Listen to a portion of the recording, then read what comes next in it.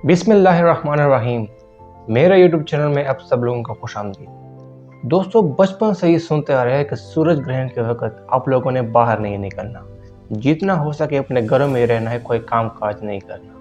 और इसी वक्त हामला औरत जो थी, वो प्रेग्नेंट वुमेन जो थी, उनको खास कर ताकीद की जाती थी कि आप लोगों ने कोई काम काज नहीं करना और जितना हो सके सूरज को अवॉइड करना है और अपने कमरे में ही रहना है।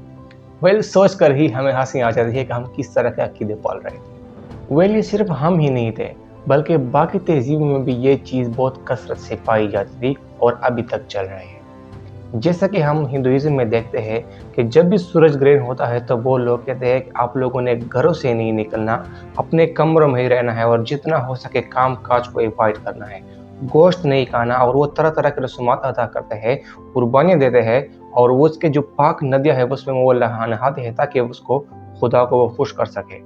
क्योंकि पहले ज़माने में ये बताया जाता था कि सूरज जो है वो किसी खुदा नउज़ुबिल्लाह या किसी चीज़ ने खा लिया है और वो हमसे नाराज़ हो गया है, इसलिए हमें क्या करना चाहिए, उसको खुश करना चाहिए। टाइम जर्नल में जेफरी लिखता है कि 1585 बीसी में मेंडियन और मेडियस के बीच जंग हो रही थी।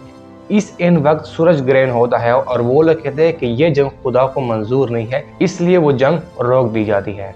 अब 8 अप्रैल 2024 में अगेन सूरज ग्रहण होने वाला है, जो सिर्फ नॉर्थ अमेरिका में मेक्सिको, कनाडा और यूनाइटेड स्टेट्स में देखा जाएगा, क्योंकि बेसिकली पाकिस्तान और इंडिया में उस दिन रात होगी।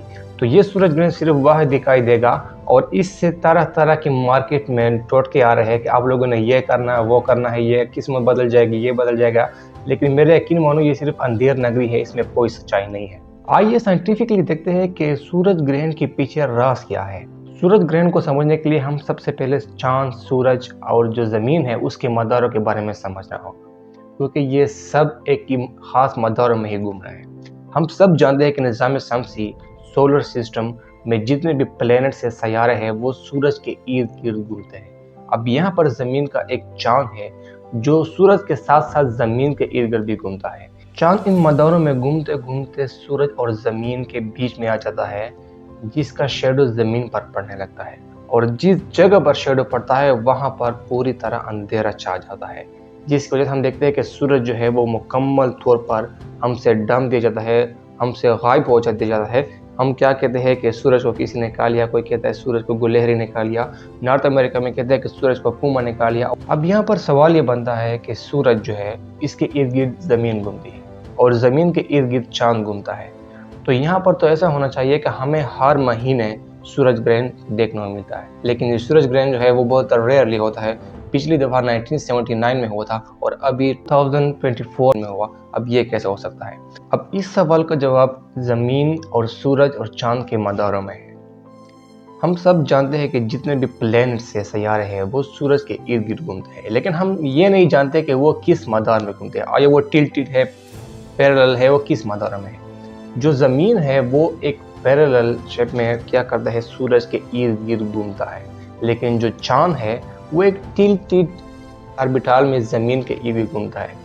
अब यहाँ पर मसला यह है कि हमें जो पढ़ाया जाता था हम स्कूल में, अभी जो पढ़ाया जा रहा है स्कूल में, वो कुछ इस तरह के शेप होते थे जो हमें सिर्फ 2 डायमेंशनल में ही देखते थे। मसला यहाँ पर 2 डायमेंशनल और 3 डायमेंशनल का है। अगर मैं आपको इस किताब से समझाऊँ तो अगर मैं यहाँ पर आप लोगों को इसका शेप बनाऊं तो आप इस शेप को सिर्फ 2 डायमेंशनल में ही देख पाओगे। इसका जो 3rd डायमेंशन है वो आप नहीं देख सकोगे। अगर हम देख ले तो इसका 1 डायमेंशन और 2nd डायमेंशन है, इसका 3rd डायमेंशन जो है वो यहाँ पड़ेगा और आप इस डायमेंशन को नहीं देख पाओगे। अगर हम इसके जो ऑर्बिटल है, जो ऑर्बिट्स है, अगर हम उसको 3rd डायमेंशन से देखना देखें तो हम क्या कह सकते हैं कि इसके जो मेन ऑर्बिट है उसको हम देख पाएंगे और समझ पाएंगे कि ये क्यों हर साल हर महीने नहीं होता है और क्यों इतने रेयरली होता है। अगर मैं आप लोगों को एक शेप से समझाऊं और उसको पहले मैं आपको एक 2D डायमेंशन में समझाऊं और फिर इसको 3 डायमेंशन में कन्वर्ट करूं तो आप बहुत अच्छे से समझ पाओगे। फॉर एग्जांपल आप सपोज करें कि यहाँ पर सन है, सूरज है, यहाँ पर अर्थ है और यहाँ पर मून है। तो आप देखेंगे कि इसके जो ऑर्बिटल है वो आप सब लोगों को 2 डायमेंशन में ही दिख पाएगा और आप देखेंगे कि हर दफ़ा हर ये जो चांद है वो सूरज और ज़मीन के बीच में ही आ जाता है। आप कहोगे कि ये तो सोलर इक्लिप्स बन गया, लेकिन नहीं, यहाँ पर नहीं बनता। मसला ये है कि हम जो 3rd डायमेंशन है हम वहाँ पर नहीं देखते। अब यहाँ पर सूरज हो गया, यहाँ पर ज़मीन हो गया और यहाँ पर चाँद हो गया। अब तो हम ये पता है कि ज़मीन है वो सूरज के इर्द गिर्द घूमता है, लेकिन जो चाँद है वो ज़मीन के इर्द गिर्द इस तरह घूमता है। सही है।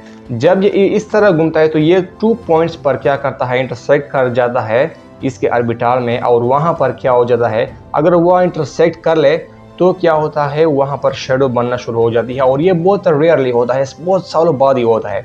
एक ये पॉइंट हो जाता है और दूसरा ये पॉइंट हो जाता है। अगर ये और ये पॉइंट इस सूरज और ज़मीन के दरमियान में आ जाता है तब ये क्या होता है, एक शेडो क्रिएट करती है। और शेडो कहाँ जाती है, ज़मीन पर, जहाँ पर क्या होता है, सोलर इक्लिप्स होता है।